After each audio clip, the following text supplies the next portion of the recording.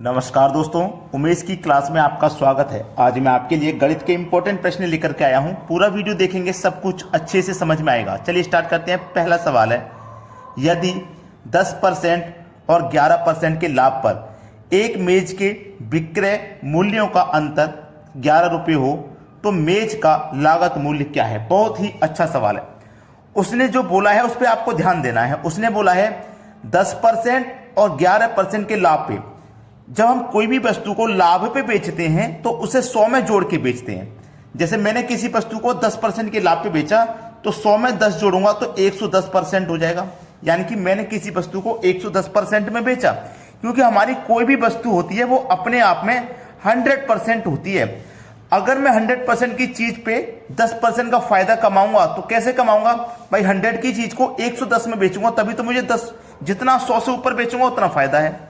ठीक है, तो एक मेज को मैंने 10% के लाभ पे बेचा, दूसरी को 11 के लाभ पे, यानी कि 11% के लाभ का मतलब है 111% में बेचूंगा। प्रश्न को फिर से समझिएगा। यदि 10% और 11% के लाभ पर एक मेज के विक्रय मूल्यों का अंतर 11 है, कितना है 11, तो यहां पे इनका अंतर करिए कितना है, ये 110%, ये 111, इनका जो परसेंट में अंतर है वो 1% है, और रुपए में कितना अंतर है, 11 रुपए के अंतर है। यानी कि 1% की वैल्यू 11 रुपए है। हमको बताना लागत मूल्य, मतलब 100% का मान।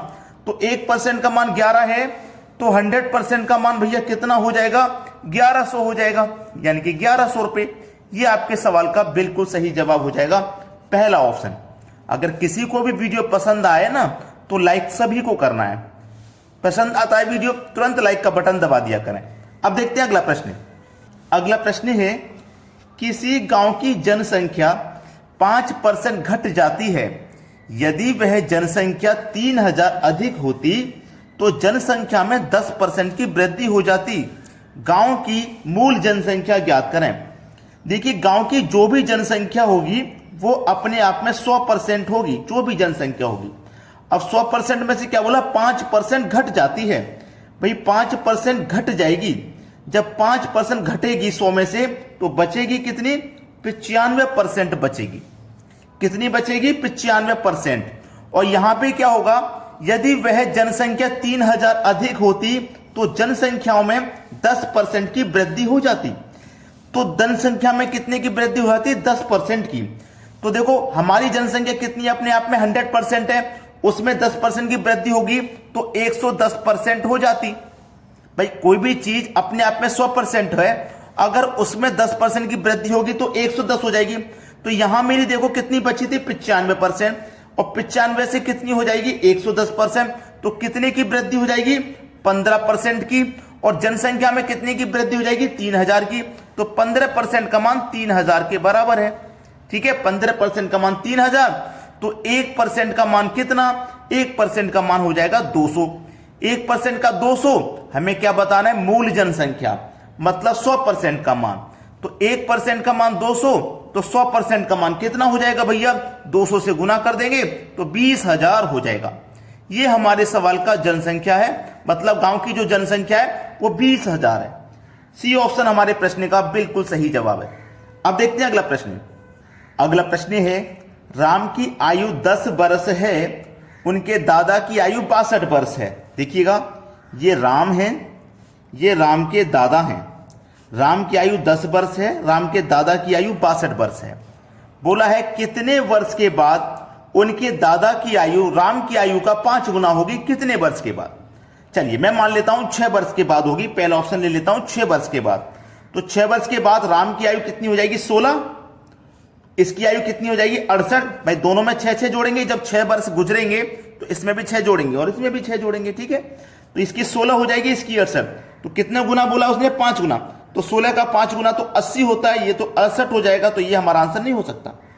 चलिए करके दिखा दूं। जैसे कि मैंने 10 में 6 जोड़ूंगा, पहला ऑप्शन, तो 16 हो जाएगी।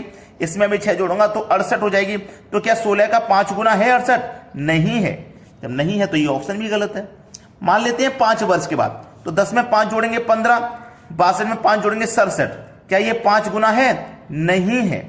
15 पंजे 75 होता है, ये भी 5 गुना नहीं है। मान लेते हैं 4 वर्ष के बाद, 10 में 4 जोड़ेंगे तो राम की आयु 14, इसमें 4 जोड़ेंगे तो 66। क्या ये 5 गुना है? नहीं है। 14 पंजे 70 होता है, ये भी 5 गुना नहीं है। ये सी ऑप्शन भी नहीं होगा। जब 3 ऑप्शन गलत हो गए तो चौथा तो अपने आप सही होगा, लेकिन जरूर हमें चेक करना है। तो हम क्या करेंगे? 3 जोड़ेंगे। राम की आयु में 3 जोड़ेंगे, इसकी आयु में हम क्या करेंगे? 3 जोड़ेंगे तो 13 हो जाएगी, और इसकी आयु में भी 3 जोड़ेंगे तो 65 हो जाएगी। क्या 13 का 5 गुना है 65? बिल्कुल है। 13 पंजे 65 होता है, तो हमारा डी ऑप्शन बिल्कुल सही हो गया। तो उम्मीद करता हूं प्रश्न सभी को अच्छे से समझ में आ गया है। अब देखते हैं अगला सवाल। अगला प्रश्न है, ए अकेले एक काम को 10 दिन में पूरा करता है। जो ए है वो अकेला किसी काम को 10 दिन में पूरा करता है। बी अकेले 15 दिन में पूरा करता है। जो बी है वो 15 दिन में पूरा करता है। ठीक है, यदि दोनों मिलकर उस काम को पूरा करते हैं तो 3000 रुपए के कुल वेतन में से ए को कितने रुपए मिलेंगे? बहुत अच्छा सवाल। ए किसी काम को 10 दिन में कर रहा, बी उसी काम को 15 दिन में कर रहा है, लेकिन काम कितना है ये नहीं पता। दोनों का अगर आप एलसीएम ले लोगे ना तो काम पता लग जाएगा कितना है। दोनों का एलसीएम आएगा 30, मतलब टोटल काम है। तो 10 से डिवाइड करेंगे 30 को 3 बार में जाएगा, 15 से डिवाइड करेंगे तो 2 बार में जाएगा। ए हमारा देखो 10 दिन में कर रहा था, तो एक दिन में 3 करेगा, तभी तो 10 दिन में 30 काम को खत्म करेगा। बी एक दिन में 2 करेगा, तभी तो 15 दिन में 30 काम को खत्म करेगा। तो ए का एक दिन का काम 3 है, बी का एक दिन का काम 2 है। बोला गया है यदि दोनों मिलकर, तो अगर दोनों मिल जाएंगे तो एक दिन में कितना काम करेंगे? 5, और काम है कितना? 30। काम टोटल 30 है, एक दिन में 5 करेंगे तो 30 को कितने दिन में करेंगे? 5 के 30, 6 दिन में काम को खत्म कर देंगे दोनों मिलकर के। लेकिन ये नहीं पूछा, जो पूछा गया उस पर ध्यान दीजिए। उसने क्या पूछा है, ध्यान देना। यदि दोनों मिलकर उस काम को पूरा करते हैं तो 3000 रुपए के कुल वेतन में से, यानी कि टोटल जो अमाउंट है वो 3000 रुपए का है। टोटल अमाउंट 3000 रुपए का है। ठीक है, 3000 का टोटल अमाउंट हमारा 3000 रुपए का है। 3000 रुपए का है, तो इस 3000 में से ए को कितने रुपए मिलेंगे ये पूछा है। 3000 रुपए में से ए को कितने रुपए मिलेंगे? तो चलिए ए के बारे में पूछा ना, ए का अनुपात कितना है? 3 है। भाई ए का अनुपात कितना है? 3 है। तो ए का अनुपात लिखो 3 बटे में दोनों का योग, ए और बी दोनों का योग कितना है? 5 है। 5 लिख लो। ठीक है, चलिए कटाइए।